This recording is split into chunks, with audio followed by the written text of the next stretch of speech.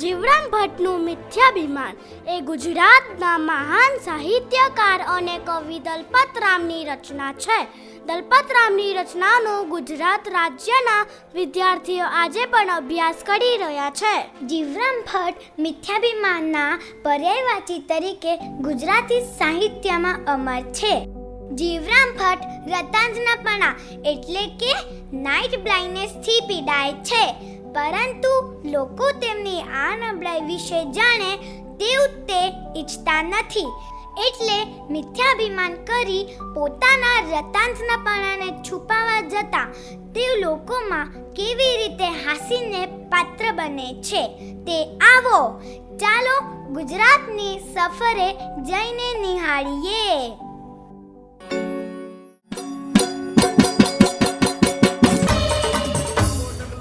વાઘડી શિરે પાઘડી રાતી બોલ બોલ તો તોળી તોળી છેલ છબીલો ગુજરાતી.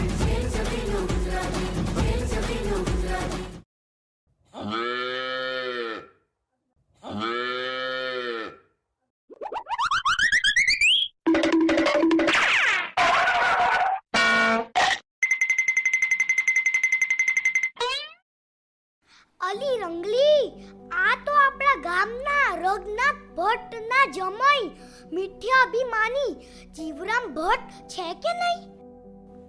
હા, જીવરામ ભટ્ટ જ છે.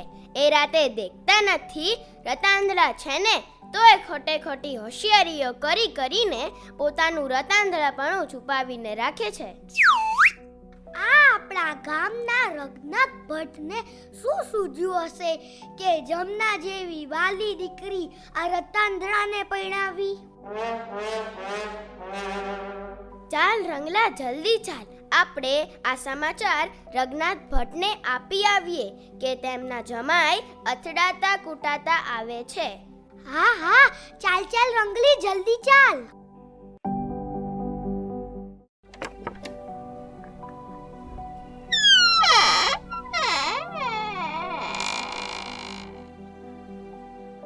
આવો આવો નટની નટીજી, આજ તો તમે ભૂલા પડાને કાય શું સંદેશો છે?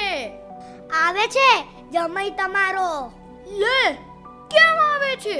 તમારી દીકરી જમનાને તેડવા માટે. એ ગામના ગોવાળને તમારા ઘરનો મારક પૂછતો હતો. તે ગોવાળે તમારી વાછડીનું પૂંછડું પકડાવી દીધું ને કીધું કે આ વાછડી તમને ઘરે પુગાડી દેશે. એટલે વાછડીનું પૂંછડું ઝાલીને હાલ્યો આવે છે. લે, ક્યારે આવશે? આજની રાતે? પણ એ તો રાતે દેખતો નથી. હા, એ રાતે દેખતો નથી, પણ એ મિથ્યા અભિમાની માણસ માનવા જ કે તૈયાર છે. રઘનાથભાઈ, તમે તમારો જમાઈ ખોટું અભિમાન કરે તો એને કાંઈ કહેતા કેમ નથી? ગામના લોકો તો કહે જ છે ને વળી ફૂલ જેવી દીકરી દીધી છે, તો અમે અમારા જમાઈને કઈ ના કહી શકીએ. અમે તો શિખામણ દઈએ કે જેમ તમે ખીજાશો એમ લોકો વધારે ખીજવશે. હશે, હવે કુદરતે જે ધાર્યું એ ખરું, બીજું તો અમે શું કરી શકીએ?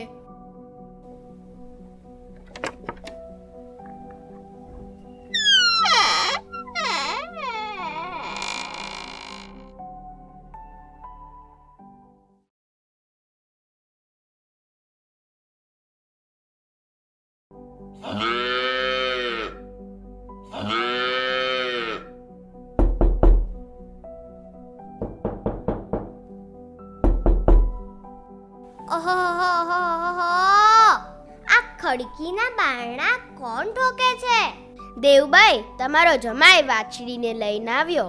એ ના ના ના ના ના, તમારી વાછડી તમારા જમાઈને લઈને આવી. એ ચૂપ કરો બંને.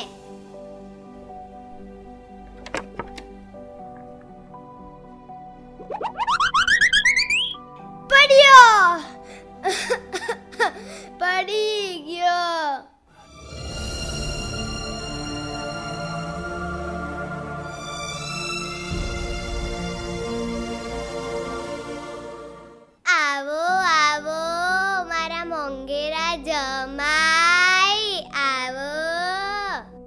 તમારા ગામના લોકોને સમજાવો કે ગામમાં અમને કોઈ રતાંધા કહીને ખીજવે નહીં, તો જ અમે તમારા ઘરે આવશું, નહીતર નહીં આવીએ. લ્યો મારા લાખેણા જમાઈ, હવે કોઈ તમને રતાંધળા નહીં કે. બસ લાવ હું તમારી નજર ઉતારી લઉં. ઓમ ઈમ ક્લીમ ચામુંડાય નમઃ, ઓમ ઈમ ક્લીમ ચામુંડાય નમઃ, ઓમ ઈમ ક્લીમ ચામુંડાય નમઃ. થુ, બસ તમારી નજર ઉતારી લીધી. હવે જાઓ ને પેલા ખાડે જઈને સ્નાન કરી લો. ત્યાં સુધી હું તમારી હારું વાળું કાઢું છું. એ રંગલા, જા તારા બનેવીને ખાડે લઈ જા, ત્યાં ઊનું પાણી રાખેલ છે. એ રંગલી, મારી મદદ કરાવવા અંદર ચાલ. જી દેવબાઈ.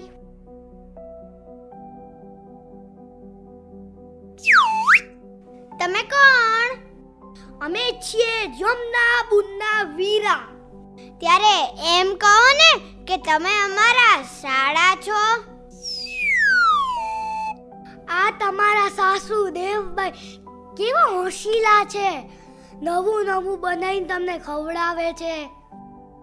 અરે આપણામાં પણ રૂપ, રંગ અને ગુણ હોવા જોઈએ ને, તો જ આપણે સાસુને વાલા લાગીએ અને તો જ આપણી સાસુ હોશિયારી થાય. બોલો, છે કોઈ અમારા જેવા બીજા?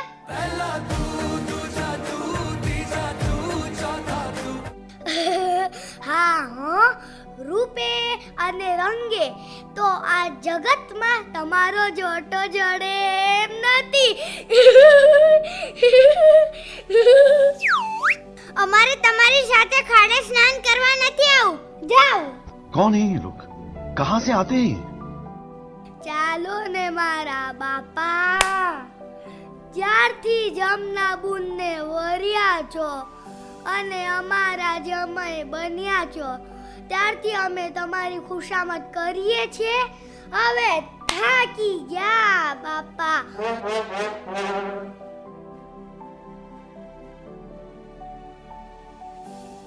જુઓ, આ તગારામાં ઊનું પાણી છે, તેનથી નહીં લો.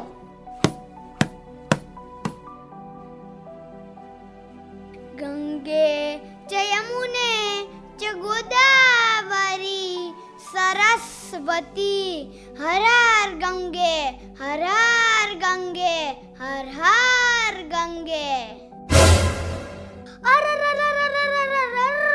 હાય હાય, આ શું કર્યું?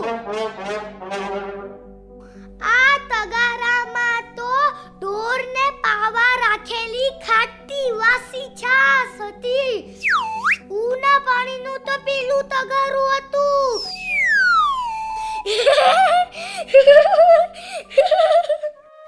લે વળી, આમાં હસવાની શી વાત છે?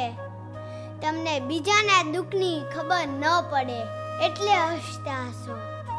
હસો હસો તમારે. કેમ વળી, તમને વળી શેનું દુઃખ છે? દુઃખ તો આ રઘનાથ ભટ્ટને છે, તમે એમના જમાઈ છો એનું.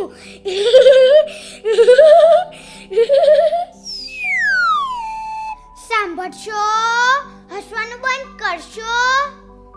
અમારા આખા શરીર ઉપર લુકસ થઈ ગઈ છે, માટે વૈદ્યરાજે કીધું છે કે પ્રથમ ખાટી છાશથી નાવાનું અને પછી ઊના પાણીથી નાવાનું. એટલે અમે પ્રથમ ખાટી છાશથી નાયા અને હવે ઊના પાણીથી નાઈશું. હર હર ગંગે, હર હર ગંગે, હર હર ગંગે.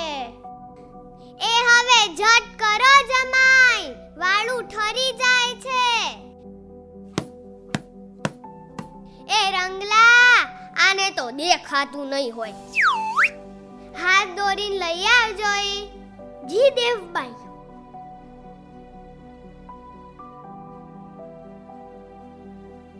લ્યો બસ, પહોંચાડી દીધા પાટલા સુધી. હવે હું અંદરથી રંગલીએ બનાવેલી ગરમ ગરમ પૂરી લઈને આવું. તમે આ પાટલી બેસો, ત્યાં સુધી હું પણ અંદરથી કંસાર લઈ આવું.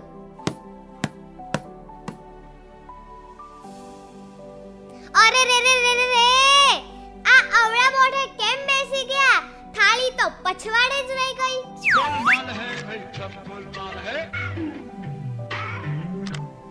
અમારે તમારા ઘરનું જમવું જ નથી, એટલે અમે આમ રીસાઈને બેઠા છીએ.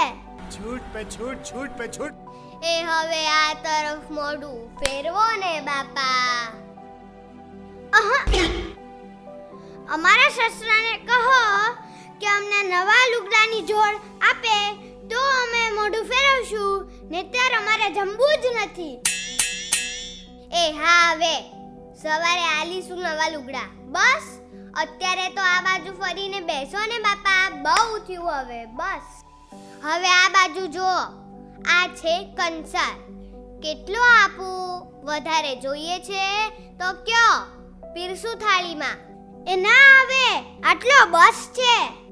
તો શરૂ કરો, ત્યાં સુધી હું અંદરથી ઘી લઈ આવું.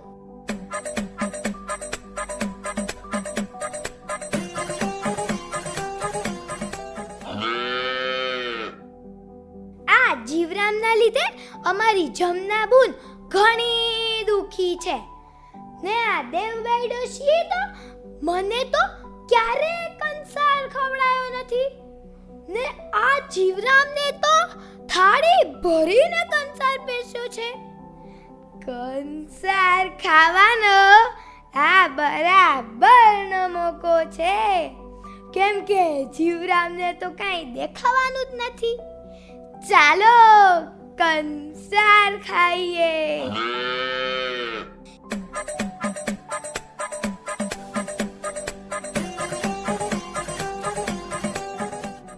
એ સાસુમાં, કંસારને શું કામ હલાવ કરો છો?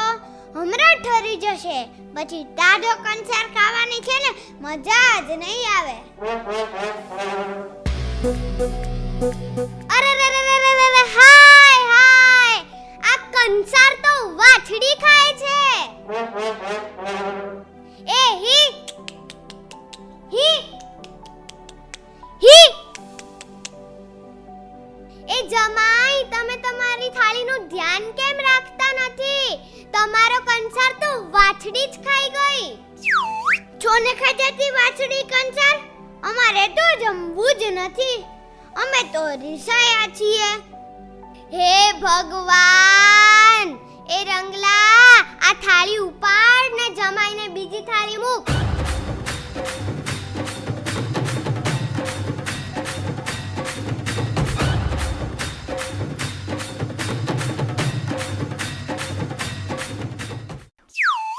હી હી. વળી પાછી વાછડી કંસાર ખાવા આવી કે?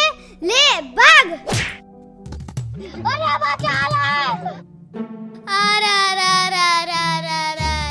ઓય માડી રે, મારો દાંત તોડી નાખ્યો રે. ઓય માડી રે, મારી કેળ ભાંગી નાખી રે. ઓય માડી રે, ખબર નહીં આ મિથ્યાભિમાની માણસ ક્યારે સ્વીકારશે કે એને દેખાતું નથી. ઓય માડી રે.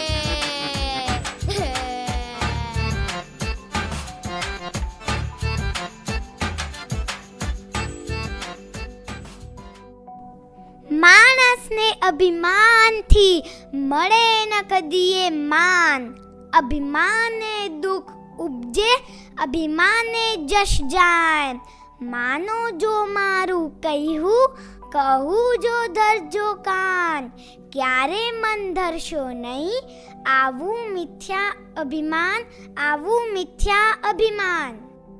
તો મિત્રો, આ વાર્તા પરથી આપણને બોધ મળે છે કે આપણે મિથ્યાભિમાન કરીને આપણી કિંમત ઓછી કરવી જોઈએ નહીં, પરંતુ આપણી નબળાઈઓનો સહજતાથી સ્વીકાર કરવો જોઈએ. તો આવો આપણે સૌ આપણી અંદરના મિથ્યા અભિમાનને આજે જ દૂર કરીએ.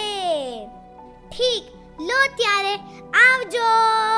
હંધાય ડાયરાને રામે